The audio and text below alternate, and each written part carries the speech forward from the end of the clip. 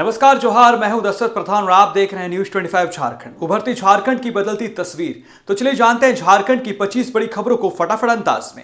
उससे पहले यदि आपने हमारा चैनल को सब्सक्राइब नहीं किया है तो चैनल को अभी सब्सक्राइब कर दे, बेल आइकन को प्रेस कर दे और वीडियोस को लाइक शेयर जरूर करें। तो पहली बड़ी खबर देखिए, जहां हेमंत सोरेन की आंगनबाड़ी सेविकाओं, पर्यवेक्षकों एवं हेल्प डेस्क कर्मियों को स्मार्टफोन की सौगात, खिले चेहरे। सीएम हेमंत सोरेन ने कहा कि आज तकनीक का जमाना है, तकनीक हर दिन तेजी से बदल रही है। ऐसे में आंगनबाड़ी केंद्रों के माध्यम से संचालित योजनाओं, सेवाओं एवं गतिविधियों में डिजिटाइजेशन को बढ़ावा दिया जा रहा है ताकि महिलाओं एवं बाल कल्याण के क्षेत्र में किए जा रहे कार्यों में सहूलियत के साथ तेजी आ सके। झारखंड मंत्रालय में महिला बाल विकास एवं सामाजिक सुरक्षा विभाग द्वारा आंगनबाड़ी सेविकाओं, पर्यवेक्षकों एवं हेल्प डेस्क कर्मियों को स्मार्टफोन की सौगात देते हुए उन्होंने ये बातें कही। मुख्यमंत्री हेमंत सोरेन ने कहा कि आज हर हाथ में स्मार्टफोन है। स्मार्टफोन आपके साथ 24 घंटे रहने वाली एक सहयोगी की भूमिका निभा रहा है। यह आपके द्वारा किए जा रहे कार्यों को आसान बना रहा है। ऐसे में स्मार्टफोन के बिना एक कदम भी आगे बढ़ना आसान नहीं है।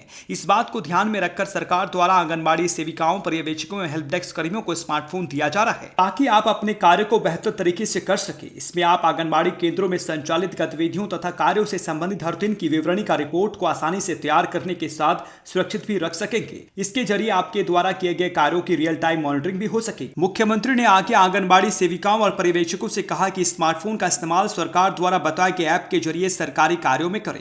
अपने मोबाइल फोन में ऐप डाउनलोड करने में सावधानी बरतें। लोक लुभावना तथा प्रलोभन वाली संदेशों के झांसे में ना आए।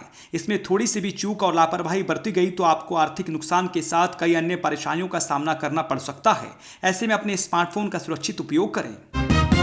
अगली बड़ी खबर देखिए, जहां बोकारो में रिकवरी एजेंट को पकड़ने गई सीबीआई टीम पर हमला, 3 अधिकारी घायल।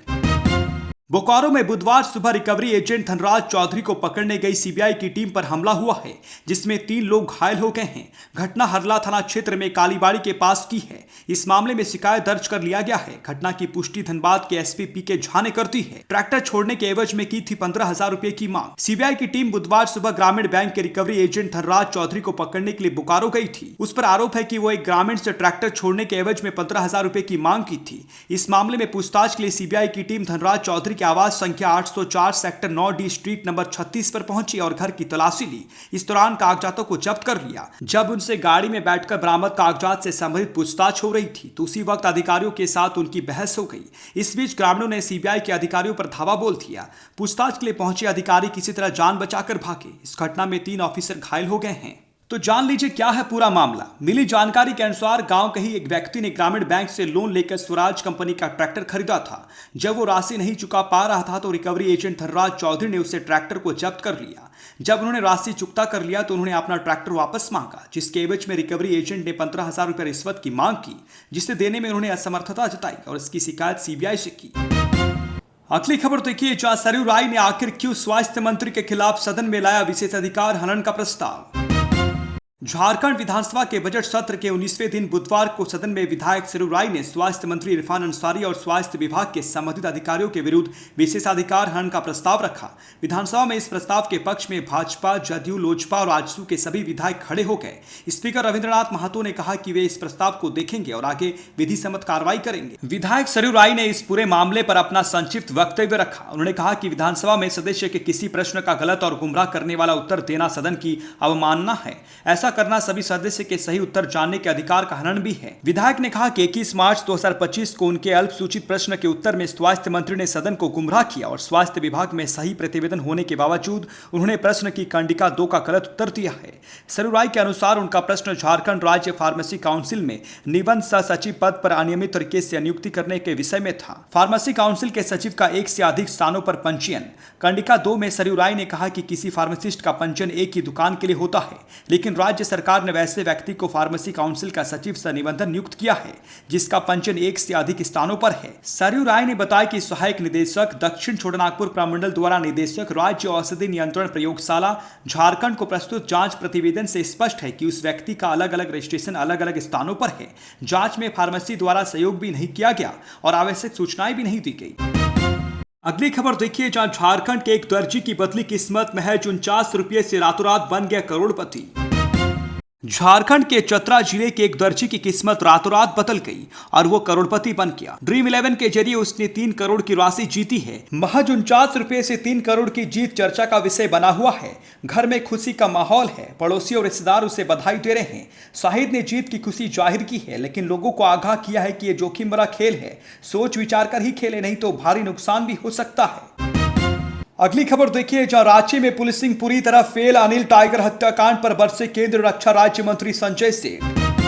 बीजेपी रांची ग्रामीण जिला महामंत्री कांके रामनवमी समिति के अध्यक्ष और पूर्व जिला परिषद सदस्य अनिल टाइगर की बुधवार को दिन दहाड़ी हत्या कर दी गई। केंद्रीय रक्षा राज्य मंत्री सह रांची सांसद संजय सेठ ने अनिल टाइगर हत्याकांड पर कड़ी प्रतिक्रिया दी है। उन्होंने कहा कि यह घटना हतप्रभा करने वाली है। कांके चौक पर दिन दहाड़े वरिष्ठ और सक्रिय नेता की हत्या हो जाती है। बीच चौराहा पर अपराधी गोली मारकर चल देते हैं और पुलिस हाथ पर हाथ धरे बैठी रही है। राजधानी रांची में पुलिसिंग पूरी तरह से फेल हो चुकी है। कांके थाना क्षेत्र में कांके चौक पर आज दिन दहाड़े अपराधियों ने टाइगर की हत्या कर दी। सुरक्षा पर हेमंत सोरेन सरकार पर साधा निशाना। केंद्रीय रक्षा राज्य मंत्री सह रांची सांसद संजय सेठ ने कहा कि अपराधियों में पुलिस प्रशासन का खौफ समाप्त हो चुका है। इस घटना ने एक बार फिर से प्रमाणित कर दिया है कि शहर में कोई सुरक्षित नहीं है। अनिल टाइगर की हत्या निरंकुश हो चुके अपराधियों ने अंजाम दिया है। एक तरफ झारखंड का विधानसभा सत्र चल रहा है, दूसरी तरफ इतनी बड़ी घटना को अपराधी अंजाम देकर निकल जा रहे हैं। यह राज्य सरकार पर बड़ा सवाल है। संजय सेठ ने सुरक्षा को लेकर झारखंड की हेमंत सोरेन सरकार पर हमला बोला है। अगली खबर देखिए, जहां नारायणपुर के मोहाली झिलवा से 4 साइबर अपराधी गिरफ्तार, भेजे गए जेल। खबर जामताड़ा से है, जहां साइबर थाना की पुलिस ने छापेमारी अभियान चलाकर नारायणपुर थाना क्षेत्र से 4 साइबर आरोपियों को गिरफ्तार किया है। इसका खुलासा डीएसपी चंद्रशेखर ने मंगलवार को साइबर थाना में प्रेस कॉन्फ्रेंस कर किया है। उन्होंने बताया कि पुलिस अधीक्षक को मिली गुप्त सूचना के आधार पर साइबर थाना प्रभारी इंस्पेक्टर मनोज कुमार महतो के नेतृत्व में inspector Bihar Marandi, SI Manish Kumar Gupta, ASI Stanley Hembram व अन्य पुलिस कर्मियों को शामिल करते हुए नारायणपुर थाना क्षेत्र के मोहाली झिलवा गांव स्थित पलाश झाड़ी के पास साइबर अपराध करते हुए 4 साइबर आरोपियों को गिरफ्तार किया गया। इसमें मोहाली झिलवा गांव का मेघू मंडल, रुपेश कुमार मंडल, गोपाल मंडल व सरोज मंडल शामिल है। इन सभी के पास से 17 मोबाइल, 8 सिम, 01 आधार कार्ड व 01 पैन कार्ड जब्त किया गया। इस संबंध में इन सभी के विरुद्ध जामताड़ा साइबर थाना कांड संख्या 24/2025 दर्ज कर सभी को जेल भेजा गया। डीएसपी ने बताया कि गिरफ्तार सभी अभियुक्त लोगों से बिजली बिल जमा नहीं करने तथा बिजली लाइन काटने का मैसेज देकर तथा खुद को किसी बिजली विभाग का अधिकारी बताकर साइबर ठगी करता था।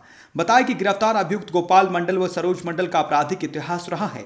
गोपाल मंडल जामताड़ा साइबर थाना कांड संख्या 67/2021 के तहत व सरोज मंडल जामताड़ा साइबर थाना कांड संख्या 8/2024 के तहत जेल गया है। जेल से छूटने के बाद फिर से साइबर अपराध करने में जुट गया। बताया कि सभी मूल रूप से पश्चिम बंगाल, गुजरात, बिहार व झारखंड के लोगों से ठगी करते थे। मौके पर साइबर थाना प्रभारी मनोज कुमार महतो, इंस्पेक्टर बिहारी मरांडी सहित अन्य मौजूद रहे।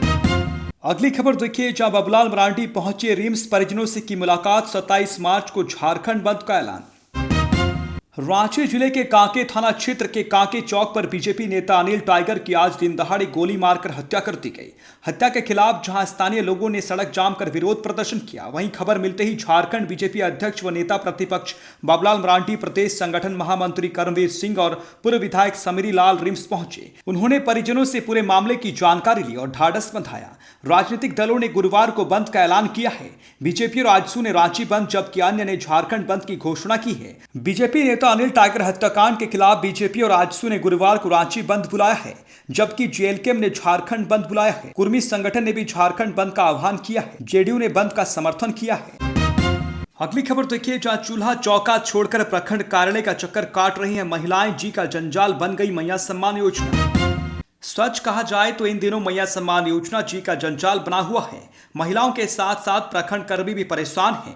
रोज सैकड़ों की संख्या में महिलाएं प्रत्येक पंचायत से पहुंच रही हैं। उमस भरी गर्मी में भी अपने नौनिहाल बच्चों के साथ प्रखंड का चक्कर लगा रही हैं। इस संबंध में महिलाओं का कहना है कि मैया सम्मान योजना के हजारों लाभुकों को इन दिनों बैंक खाते में सहायता राशि नहीं पहुंचने के कारण मानसिक व शारीरिक परेशानियों का सामना करना पड़ रहा है। इस समस्या से निजात पाने के लिए मैया सम्मान योजना के सैकड़ों लाभुक प्रतिदिन प्रखंड क्षेत्र ही नहीं बल्कि संभालने का भी चक्कर लगा रही हैं। इसके बावजूद उनकी समस्याओं का समाधान नहीं हो पा रहा है और ना ही बैंक खाते में राशि पहुंच रही है। मैया सम्मान योजना के लाभुक व लाभुक की पात्रता वाली महिलाएं, जिनमें 18 वर्ष की आयु पूरी कर चुकी योद्धाएं भी शामिल हैं, प्रतिदिन कंप्यूटर ऑपरेटर कक्ष के सामने घंटों कतार में खड़े रहने को विवश हैं। लाभुकों को आधार नंबर का बैंक खाते से लिंक कराने के लिए प्रखंड क्षेत्र कार्यालय के साथ ही बैंकों में भी जाना पड़ रहा है, जबकि कुछ को पूर्व में जमा किए गए फॉर्म में पाए गए त्रुटियों को ठीक करने के लिए जाना पड़ रहा है। मैया सम्मान योजना की राशि नहीं मिलने से आक्रोशित महिलाओं ने बताया कि प्रखंड कार्यालय व बैंक में वे सुबह 8 बजे से ही आ जाती हैं। एक महिला ने बताया कि उनके बैंक खाते में नवंबर माह के बाद मैया सम्मान योजना की राशि नहीं आई है। इससे लाभुकों में सरकार के साथ साथ स्थानीय प्रशासन के प्रति काफी आक्रोश है। वे घंटों लाइन में लगकर कंप्यूटर ऑपरेटर से कारण जान रहे हैं और फिर उन्हें खाली हाथ लौटना पड़ रहा है। वहीं ऑपरेटर बता रहे हैं कि योजना की आधिकारिक वेबसाइट नहीं खुल रही है। इस संबंध में क्या कहते हैं बीडीओ? समस्या के समाधान की दिशा में प्रयास किया जा रहा है।